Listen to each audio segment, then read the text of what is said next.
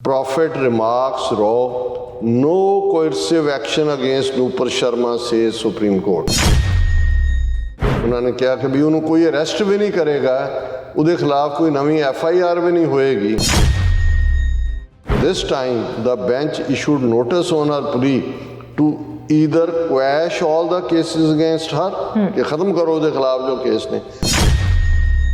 हिंदुत्वी रंग च रंगी हुई औरत नूपुर शर्मा जिहड़ी बीजेपी की स्पोक्स परसन सी, इन्हें एक टीवी चैनल च नबी मुहम्मद साहब के खिलाफ जो बेहुदा बकवास किया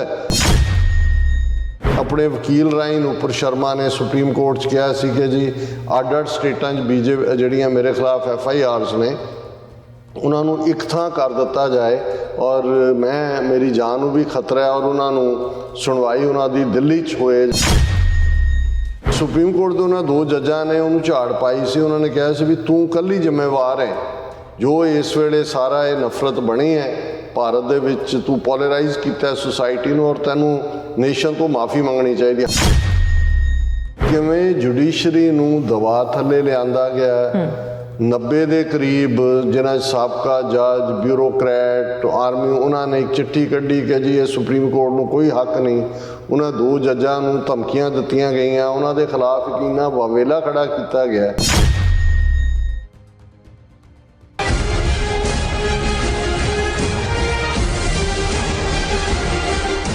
viewers welcome back on program. So viewer Bharat की आज़ाद जुडिशरी की गलबात करन जा रहे हैं कि भारतीय सुप्रीम कोर्ट के 2 जजां वालों नबी मुहम्मद साहब की शान के खिलाफ की गई बयानबाजी का सख्त नोटिस लिया गया सी.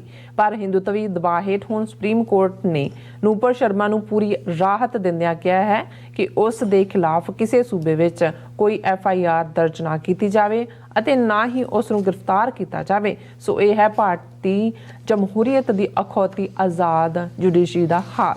सो इस बारे आपां गलबात करन जा रहे हैं. सो असीं चाहांगे कि तुसां नाल इसे तरह बने रहना, देखण सुनने लिखण लई तुहाडा सब दा बहुत शुक्रिया. जी डॉक्टर साहब की कहना चाहोगे?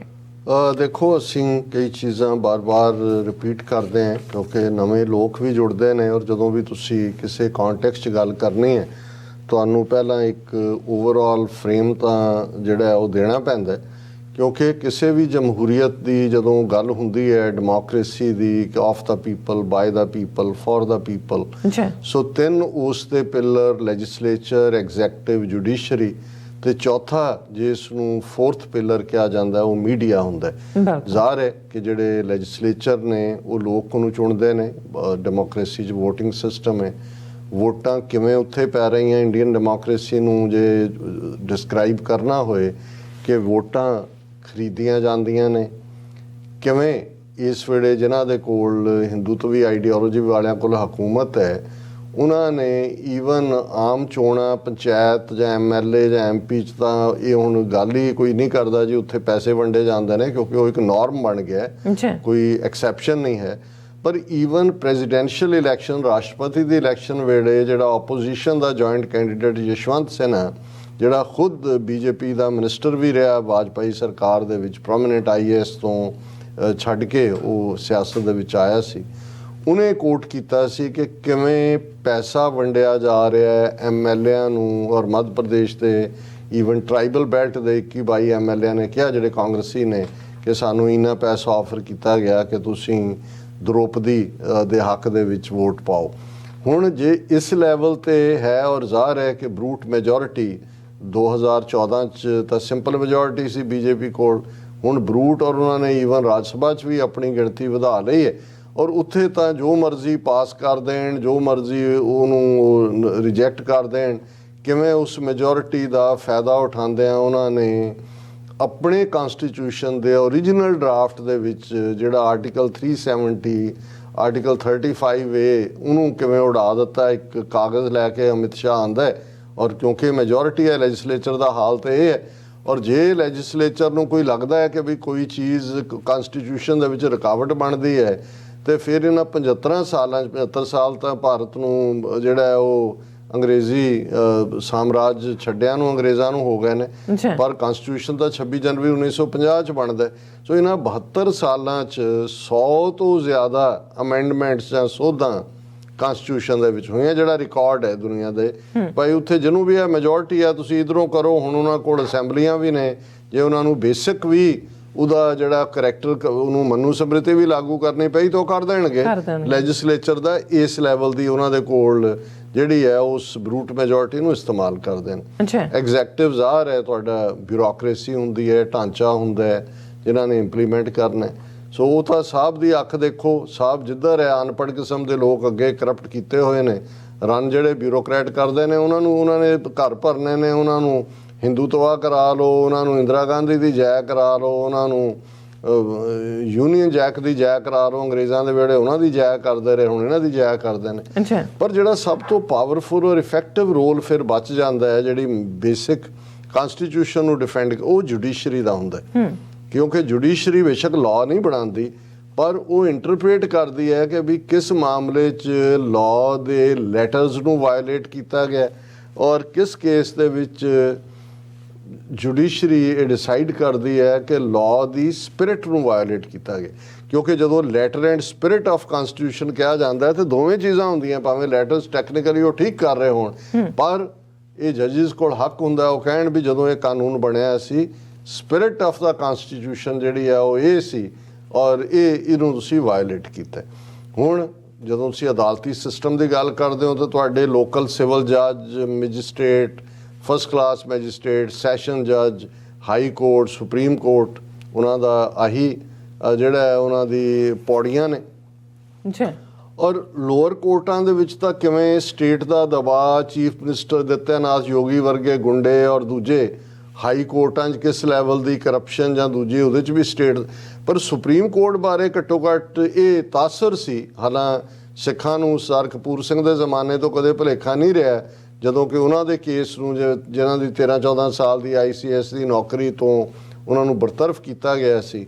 ਔਰ ਜੋ ਸੁਪਰੀਮ ਕੋਰਟ ਜਿਸ ਤੋਂ ਜਸਟਿਸ ਦੀ ਆਸ ਸੀ, ਜਿਹਦੇ ਲਈ ਉਹਨਾਂ ਨੇ ਲੜਾਈ ਲੜੀ ਅਖੀਰ ਤੱਕ, ਔਰ ਜਦੋਂ ਉਹਨਾਂ ਨੇ ਨਹਿਰੂ ਦੇ ਔਰ ਉਸ ਇਨਫਲੂਐਂਸ ਦੇ ਥੱਲੇ ਉਹਨਾਂ ਦਾ ਕੇਸ ਬਾਹਰ ਥਰੋ ਕਰ ਦਿੱਤਾ ਹੈ, ਇਹੀ ਨਹੀਂ ਵੀ ਉਹਨਾਂ ਨੂੰ ਡਿਸਮਿਸ ਕੀਤਾ, ਪੈਨਸ਼ਨ ਵੀ ਨਹੀਂ ਦਿੱਤੀ ਗਈ, ਤਾਂ ਉਹਨਾਂ ਨੇ ਫਿਰ ਇਹ ਕਿਹਾ ਸੀ ਕਿ ਮੁਲਕ ਹਿੰਦੂ ਕਾ, ਰਾਜ ਤਿਕੜੀ ਕਾ, ਗੁਰੂ ਰਾਖਾ ਭਾਈ ਸਿੱਖੜੇ ਕਾ। ਸੋ ਸਿੱਖਾਂ ਨੂੰ ਤਾਂ ਕੋਈ ਭੁਲੇਖਾ ਨਹੀਂ ਹੈ। ਫਿਰ ਜੂਨ 84, ਨਵੰਬਰ 84, 38 ਸਾਲ ਤੁਸੀਂ ਉਹ ਸਾਰੇ ਨੂੰ ਦੇਖ ਰਹੇ ਹੋ।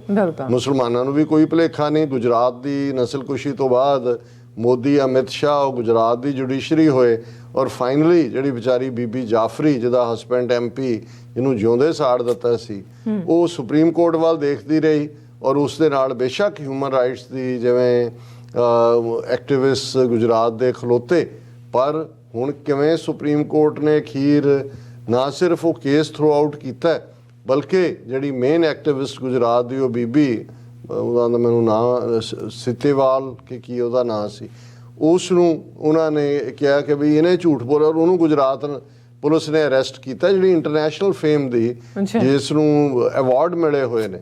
ਸੋ ਬਾਬਰੀ ਮਸਜਿਦ ਦੇ ਕੇਸ 'ਚ ਅਸੀਂ ਦੇਖਿਆ।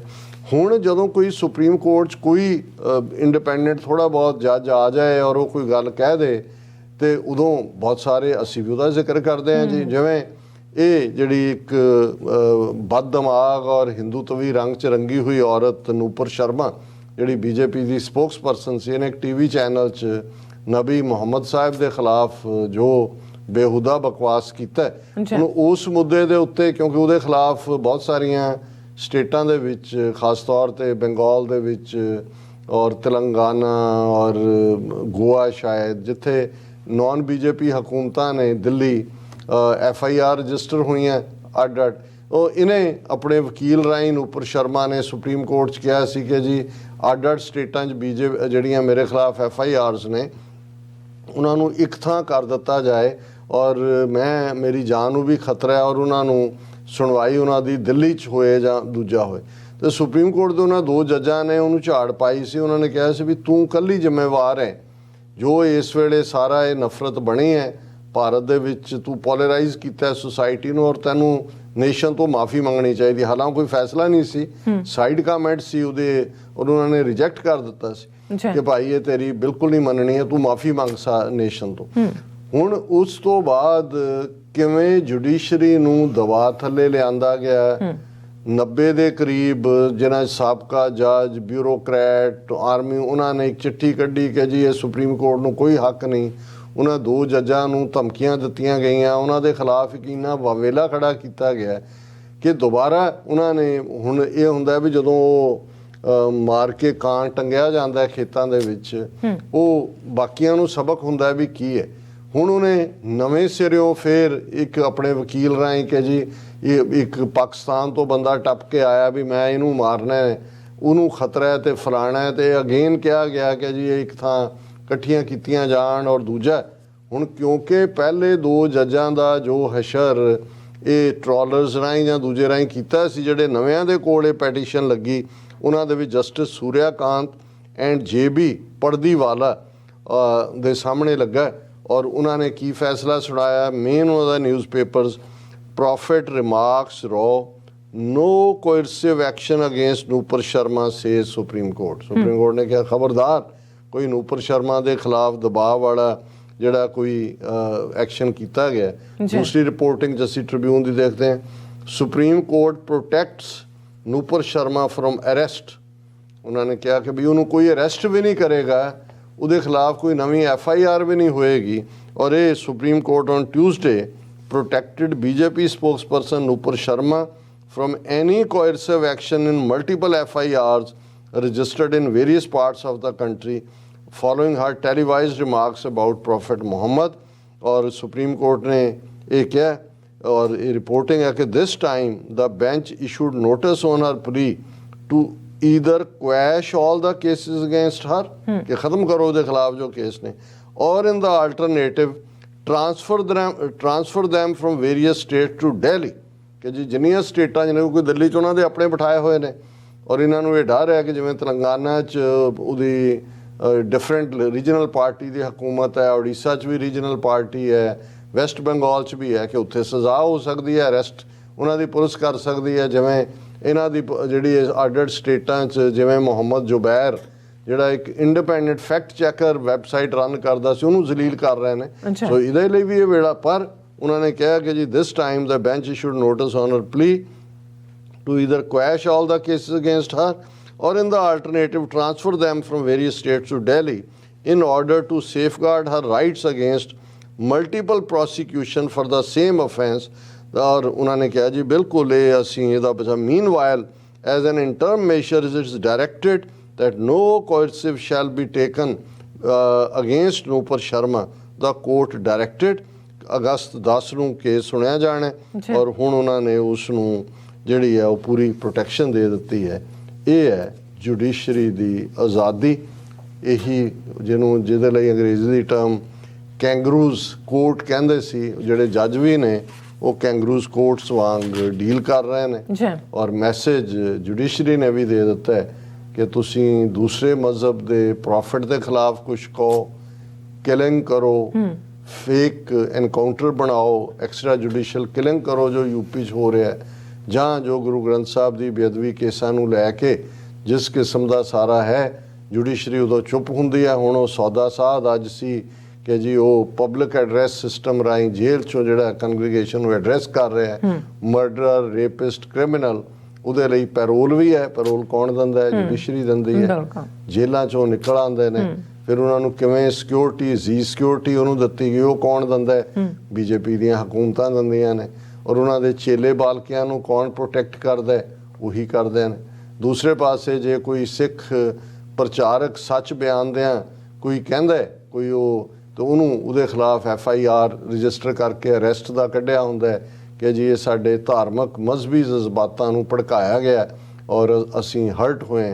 ਸੋ ਇਹ ਭਾਰਤ ਦਾ ਨਿਜ਼ਾਮ ਹੈ। ਜੀ ਡਾਕਟਰ ਸਾਹਿਬ ਤੁਹਾਡਾ ਬਹੁਤ ਬਹੁਤ ਧੰਨਵਾਦ। ਸਾਥ ਲੈਣੇ ਬ੍ਰੇਕ। ਵਿਊਅਰਸ ਤੁਸੀਂ ਇਸੇ ਤਰ੍ਹਾਂ ਬਣੇ ਰਹਿਣਾ, ਮਿਲਦੇ ਹਾਂ ਆਫਟਰ ਦਿਸ ਸ਼ਾਰਟ ਬ੍ਰੇਕ।